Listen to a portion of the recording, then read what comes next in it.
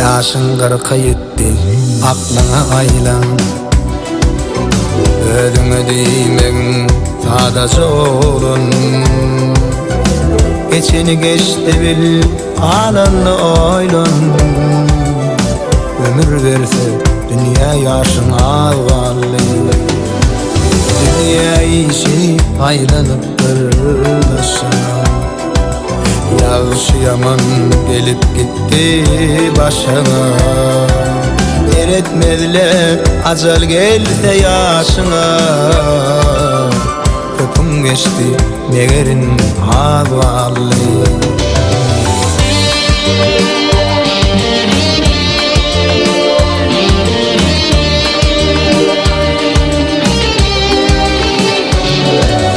İyi de seyret pederlerini nazarla.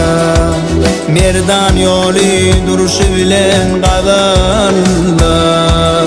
Aşkın bilen hayır işi idarla. Hayır kalan edimlerin ağalı.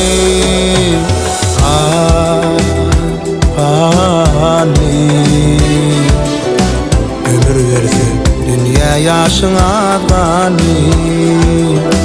Hayır kadar edimlerin ağalı.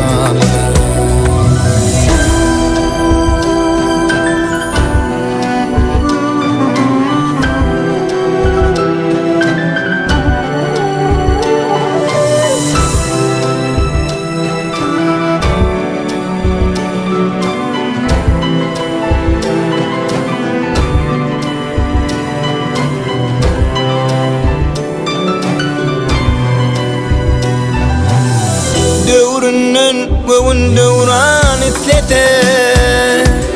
Kalbin coşun arzu hıyal beklete. Yürek birle akıl boşta dettete. Alan altır kumanini ağalı. Beklit berip beklidara ilerden.